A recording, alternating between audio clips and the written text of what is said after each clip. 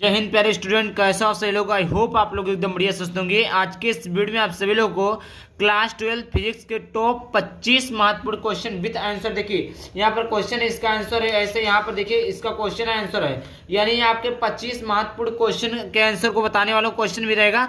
उसमें आपको 1 से लेकर 14 चैप्टर जितने भी आपके इंपॉर्टेंट, जितने भी मतलब आपके चैप्टर है, उनसे जो भी आपके 2 नंबर के इंपॉर्टेंट क्वेश्चन पूछे जाते हैं, उस सभी के क्वेश्चन को आज के इस वीडियो में बताने वाला हूँ विद सॉल्यूशन। जी फिर बच्चों, उसका आंसर भी मैं बताऊंगा आप सभी लोग को। इसका पीडीएफ भी मैं देने वाला हूं आपको। पीडीएफ कैसे मिलेगा? ये class 12 UP board exam physics के सभी इंपॉर्टेंट क्वेश्चन है विद सॉल्यूशन है, और ये रट लो बोर्ड परीक्षा में 100% आएंगे ही आएंगे। ठीक, अगर आप लोग इसका पीडीएफ चाहते हैं तो वीडियो के लास्ट में बताऊंगा इसके लिए आपको करना क्या होगा। आइए देखते हैं। तो सबसे पहला प्रश्न यहाँ पर दिया हुआ फिर बच्चों कि विद्युत द्विध्रुव आघूर्ण की परिभाषा मात्रक की उपमा लिखिए। जी प्यारे बच्चों, सबसे शानदार और इम्पोर्टेंट क्वेश्चन है ये। हर साल बोर्ड परीक्षा में आपका पूछता रहता है। ठीक, ओके, ये इंपॉर्टेंट क्वेश्चन है, हर साल बोर्ड परीक्षा में आता है कि विद्युत द्विध्रुव आघूर्ण की परिभाषा मात्रक एवं बीमा लिखिए। तो यहाँ पर देखिए इसका आंसर हो जाएगा कि दो विपरीत, विपरीत मिस होते हैं, एक प्लस हो तो एक माइनस हो, ये मिस उल्टा होता है। विपरीत मिस उल्टा। आवेशों में आवेश मिस क्या होता है? क्यों, मतलब जो आपका आवेश होता है में एक आवेश का परिमाण तथा उनके बीच के अल्पतम दूरी, अल्पतम दूरी का मतलब होता है बच्चों कम से कम दूरी, मतलब सबसे न्यूनतम दूरी के गुणनफल को विद्युत द्विध्रुव आघूर्ण कहते हैं। अब देखिए जैसे यहाँ पर क्या लिखा है, दो विपरीत आवेश, दो विपरीत आवेश प्लस क्यू आवेश है और माइनस क्यू आवेश है। ठीक, तो दो विपरीत आवेश में से एक आवेश का परिमाण, कोई एक आवेश ले लीजिए, इनका परिमाण और उनका गुणनफल कितना 2l है। इनके गुणनफल के इनके परिमाण तथा इनके बीच की अल्पतम दूरी, अल्पतम दूरी क्या है? 2l है। तो इनके गुणनफल को विद्युत द्विध्रुव आघूर्ण कहते हैं। जैसे यहाँ पर देखिए विद्युत द्विध्रुव आघूर्ण को लिखते हैं किससे? P से लिखते हैं। तो यहाँ पर देखिए क्या लिखा है कि दो विपरीत आवेशों में से, दो विपरीत आवेश है, दो विपरीत आवेशों में से किसी एक का आवेश यानी Q ले लिया, Q आवेश का परिमाण तथा उनके बीच की अल्पतम दूरी 2l के गुणनफल के क्या होता है? बराबर होता है, जिसे हम विद्युत द्विध्रुव आघूर्ण कहते हैं। एकदम सिंपल लैंग्वेज में पे बच्चों आपको आसानी से समझ में आ जाएगा। यहाँ पर मात्रक की बात की जाए तो देखिए यहाँ पर इसका मात्रक होता है कुलाम, और इसका एल का मात्रक मीटर का जो मात्रक होता है वो होता, सॉरी एल का मात्रक जो होता है मीटर होता है, तो कुलाम मीटर या डिवाई। बीमा की बात की जाए तो ये आपका हो जाएगा एलटीए। क्या हो जाएगा? एलटीए, क्योंकि लंबाई का होता है एल और क्यू का होता है टीए। समझ में आ गया? इनका बीमा भी होगा। तो ऐसे ही आपको मैं सिखाऊंगा हर एक क्वेश्चन को, प्रत्येक क्वेश्चन को इसी भाषा में, इतनी आसान कॉन्सेप्ट के सहारे में समझाऊंगा। तो आप लोग चैनल को सब्सक्राइब जरूर कर लीजिएगा, वीडियो को शेयर जरूर कर दीजिएगा।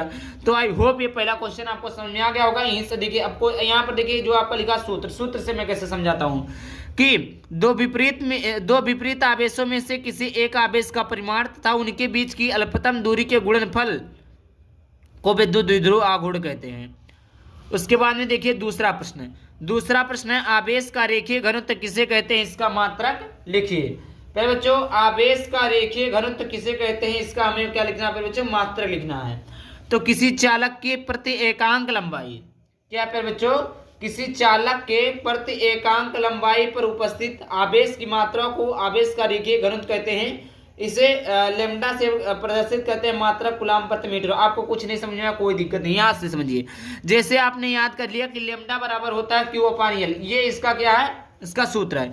तो अगर हम लेमडा बराबर क्यू एल दिया है तो एल बराबर 1 कर दे तो लेमडा बराबर क्या हो जाएगा? क्यू, यानी किसी चालक की प्रति एकांक लंबाई, अगर हम किसी चालक की लंबाई एकांक कर दें तो उसमें उपस्थित जो आवेश की मात्रा बचेगी, भाई इसका मान 1 कर देंगे तो लेमडा बराबर क्यों आएगा? नहीं। तो किसी चालक की प्रति एकांक लंबाई यानी उसकी लंबाई को 1 कर दे तो उसमें उपस्थित आवेश की मात्रा को आवेश का रेखीय घनत्व कहते हैं। आई होप आपको समझ में आ गया होगा। इसका मात्रक होता है बच्चों क्यू का होता है यानी कुलाम, और एल का होता है मीटर। तो कुलाम प्रति मीटर इसका क्या हो गया फिर बच्चों? मात्रक हो गया है। तो किसी चालक के प्रति एकांक लंबाई में उपस्थित आवेश की मात्रा को आवेश का रेखीय घनत्व कहते हैं। इसे लेमडा से प्रदर्शित करते हैं। मात्रक जो होता है कूलम प्रति मीटर होता है।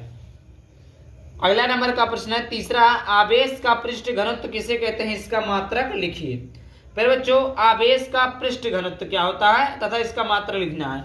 तो किसी चालक, यहां से समझिए, क्या समझिएगा? यहाँ से समझिए। सबसे पहले आप लोग एक बार पढ़ा देता हूँ, फिर उसके बाद में इस सूत्र से मैं आपको परिभाषा बताऊंगा।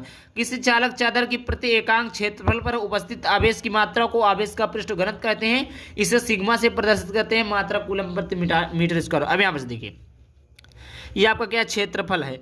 अगर ए आपका 1 कर दिया, यानी क्षेत्रफल 1 कर दिया जाए तो लेमडा बराबर सिग्मा बराबर आपका क्या हो जाएगा, क्यू हो जाएगा।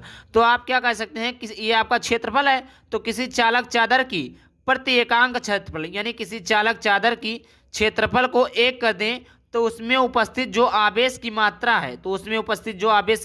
है, उस आवेश को पृष्ठ घनत्व कहते हैं। इसको क्या कहते हैं, पृष्ठ घनत्व कहते हैं। और क्यू का होता है कूलाम बटे में, और क्षेत्रफल का क्या होता है बच्चों, मीटर स्क्वायर।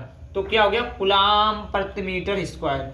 आई होप इतना भी क्लियर हो गया। 3 प्रश्न हुए हैं। अभी आपका आता है चौथा नंबर का प्रश्न। चौथा नंबर का प्रश्न देखते हैं कि समविभव पृष्ठ की परिभाषा व विशेषताएं लिखिए। सम माने, अब यहीं से देख लीजिए समविभव पृष्ठ क्या है। सम इस समान होता है, विभव इस विभव पृष्ठ की परिभाषा व विशेषता लिखिए।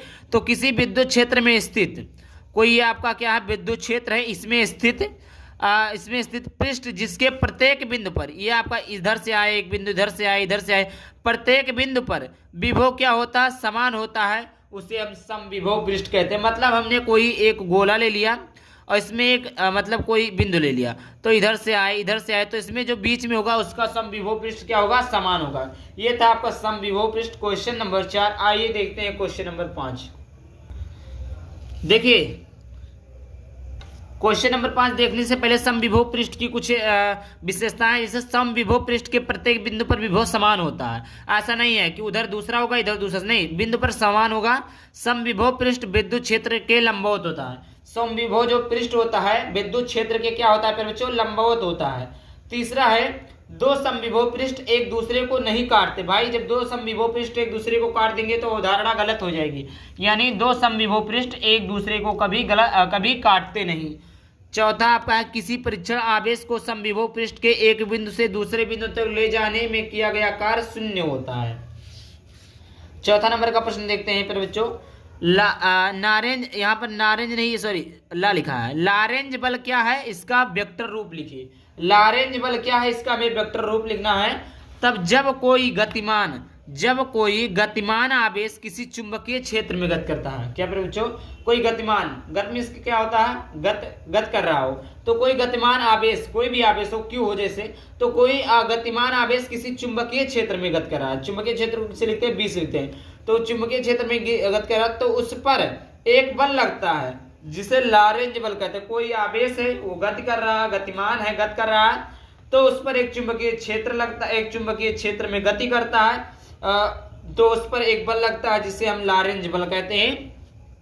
पर बच्चों इसका जो सूत्र होता है F/Q/B sin थीटा होता है। अब देखिए, अब हम क्या लिख सकते हैं, B vector B cross vector B को हम क्या लिख सकते हैं, BB sin थीटा लिख सकते हैं। क्या लिख सकते हैं, BB sin थीटा लिख सकते हैं कि नहीं, लिख सकते हैं। तो यहाँ F बराबर होता है QB sin थीटा, तो इसका वेक्टर रूप क्या हो जाएगा, F बराबर Q, तो Q ऐसे रहेगा, और इसका BB sin थीटा का वेक्टर रूप ये हो जाएगा। यहाँ पर हमने लिख दिया।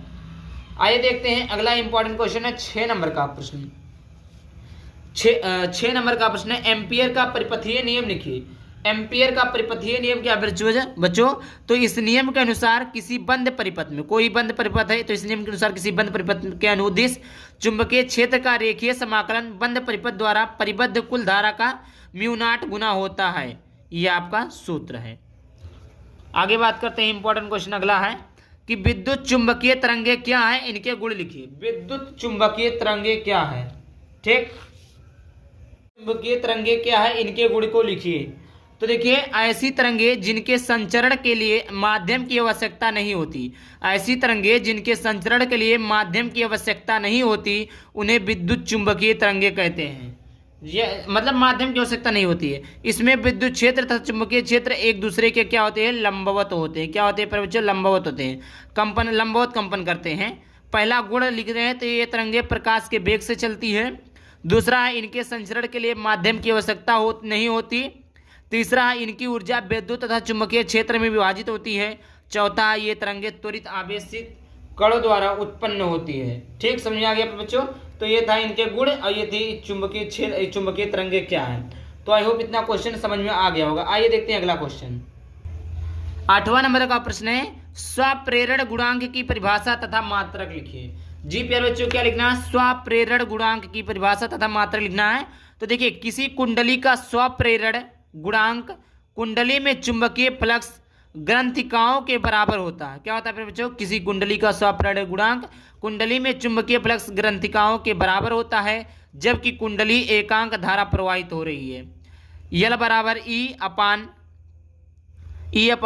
Delta I upon delta T. या यद बराबर, देखिए delta I upon delta T बराबर होता है 1, यानी यल बराबर हो जाएगा ई।